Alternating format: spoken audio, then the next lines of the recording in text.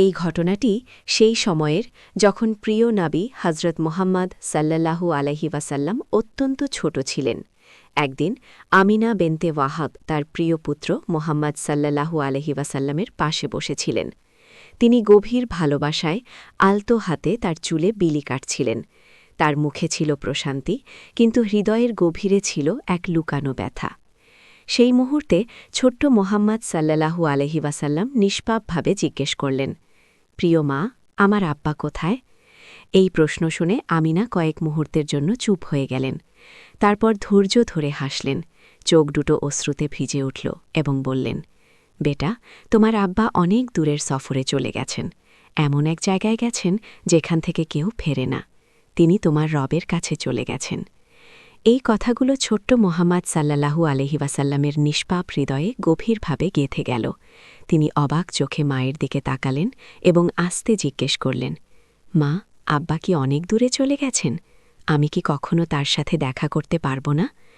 ছোট্ট ছেলের এই কথা শুনে আমিনা আবার নিশ্চুপ হয়ে গেলেন।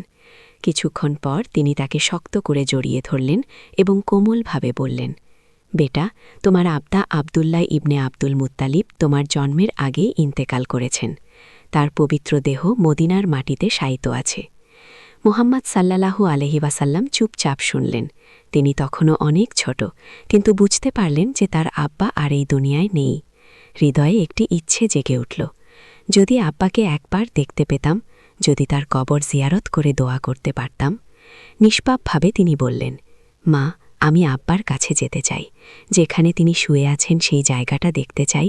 আমাকে কি সেখানে নিয়ে যাবে? এটি শুনে আমিনার হৃদয় আবেগে ভরে গেল এবং চোখ অশ্রুতে ভেসে গেল। সফর ছিল দীর্ঘ ও কঠিন, কিন্তু ছেলের নিষ্পাপ ইচ্ছা তার হৃদয়ের দরজা খুলে দিল। তিনি মনে মনে ভাবলেন, হয়তো এটাই আল্লাহর ইচ্ছা। তিনি ছেলের অশ্রু মুছে দিলেন এবং মৃদু হেসে বললেন, বেটা, আমি তোমাকে নিয়ে যাব।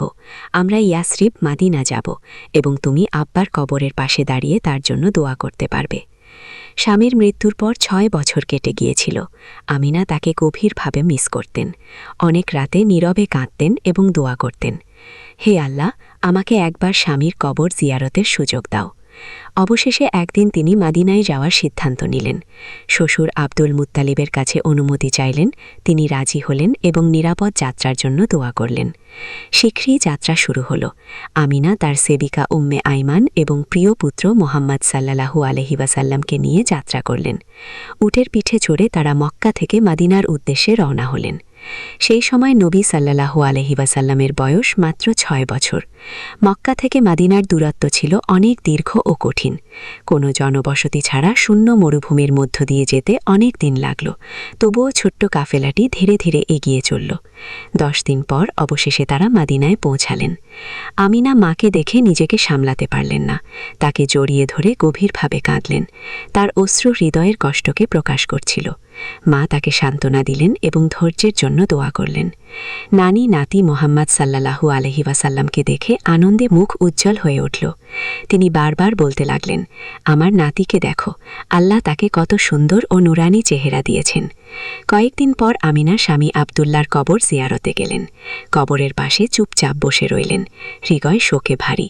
কবরের মাটি স্পর্শ করতেই চোখ থেকে অশ্রু ঝরতে লাগল। তিনি অনেকক্ষণ কাঁদলেন, স্বামীকে স্মরণ করলেন। তারপর তাকালেন ছেলের দিকে, সেই শিশু যে বাবাকে কখনো দেখেনি, তবুও এই দুনিয়ায় এসেছে। ছোট্ট মোহাম্মদ সাল্লাল্লাহু আলাইহি ওয়াসাল্লাম মায়ের পাশে দাঁড়িয়ে কবরের দিকে তাকালেন। তারপর আব্বার জন্য আন্তরিকভাবে দোয়া করলেন। এটি দেখে আমিনা নিজেকে আর সামলাতে পারলেন না। ছেলেকে শক্ত করে জড়িয়ে ধরলেন এবং অনেকক্ষণ ধরে রাখলেন। মাদিনায় প্রায় 1 মাস থাকার পর আমিনা মক্কায় ফিরে যাওয়ার সিদ্ধান্ত নিলেন। ফেরার পথে মরুভূমির এক নির্জন জায়গা আল আবওয়ায় পৌঁছে হঠাৎ আমিনার বুকে তীব্র ব্যথা অনুভব হল। তিনি উম্মে আইমানকে বললেন, উম্মে আইমান, আমার বুকে খুব কষ্ট লাগছে। তারা উট থামিয়ে দিলেন এবং তাকে একটি পাথরের ওপর বসালেন।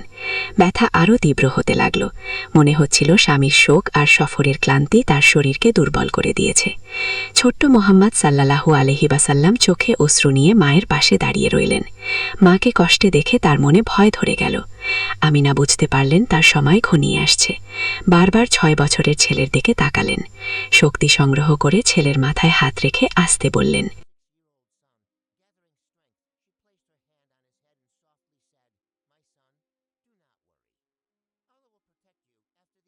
বেটা, চিন্তা করো না, আমি চলে যাচ্ছি, কিন্তু আল্লাহ তোমাকে কখনো একা ছেড়ে দেবেন না। তিনি তোমাকে রক্ষা করবেন। এই কথাগুলো বলার পর তিনি ছেলেকে বুকের সাথে জড়িয়ে নিলেন এবং তার চোখ চিরতরে বন্ধ হয়ে গেল। একটি মুহূর্তের জন্য সব নিশ্চুপ হয়ে গেল। ছোট্ট মোহাম্মদ সাল্লাল্লাহু আলাইহি ওয়াসাল্লাম মাকে জাগানোর চেষ্টা করলেন, বারবার ডাকতে লাগলেন, মা, উঠুন, আমার সাথে কথা বলুন। কিন্তু যে কণ্ঠস্বর সবসময় তাকে সান্ত্বনা দিত, সেটি চিরতরে নীরব হয়ে গিয়েছিল। আবহাওয়ার সেই নির্জন মরুভূমিতে একটি ছোট্ট শিশু এইমাত্র মাকে হারিয়েছিল। উম্মে আইমান আলতো করে শিশুটিকে ধরলেন এবং বললেন যে তার মা আল্লাহর কাছে ফিরে গেছেন। কিন্তু নিষ্পাপ শিশুটি মৃত্যু বুঝত না। সে বারবার মায়ের মুখ স্পর্শ করছিল এবং ডেকে যাচ্ছিল। পরে উম্মে আইমান একটি ছোট্ট কবর তৈরি করে সেখানে আমিনাকে দাফন করলেন। দাফন করার সময় ছোট্ট মোহাম্মদ সাল্লাল্লাহু আলাইহি ওয়াসাল্লাম কাঁদতে কাঁদতে বললেন, আমার মাকে পাথরের মধ্যে রেখো না, আমি তাকে নিয়ে বাড়ি যেতে চাই। অনেক কষ্টে উম্মে আইমান তাকে আলাদা করলেন এবং দাফন সম্পন্ন করলেন। তারপর তিনি ছোট্ট মোহাম্মদ সাল্লাল্লাহু আলাইহি ওয়াসাল্লামকে নিয়ে মক্কার দিকে যাত্রা অব্যাহত রাখলেন। অনেক দিন ধরে শিশুটি কাঁদতে থাকলেন এবং মায়ের কাছে ফিরে যেতে চাইলেন। অবশেষে মক্কায় পৌঁছে তার দাদা আব্দুল মুত্তালিব চোখে অশ্রু নিয়ে তাকে বুকে জড়িয়ে ধরলেন এবং যত্ন নেওয়ার প্রতিশ্রুতি দিলেন। বছরের পর বছর কেটে গেল। প্রায় ৫০ বছর পর নবী মোহাম্মদ সাল্লাল্লাহু আলাইহি ওয়াসাল্লাম সাহাবাদের নিয়ে সফর করছিলেন। তখন সেই একই জায়গা আবওয়ার পাশ দিয়ে যাচ্ছিলেন। নবী সাল্লাল্লাহু আলাইহি ওয়াসাল্লাম মায়ের কবরে গেলেন। দেখে তিনি নিজেকে সামলাতে পারলেন না এবং কাঁদতে লাগলেন। তাকে কাঁদতে দেখে সাহাবারাও কেঁদে ফেললেন। এই মুহূর্তটি একজন পুত্রের মায়ের প্রতি গভীর ভালোবাসা প্রকাশ করল। এই গল্প আমাদের শেখায় যে ধৈর্য সহজ নয়, কিন্তু আল্লাহ যাদের ভালোবাসেন তাদের ধৈর্যের মাধ্যমে পরীক্ষা করেন এবং মহান সম্মানে উন্নীত করেন।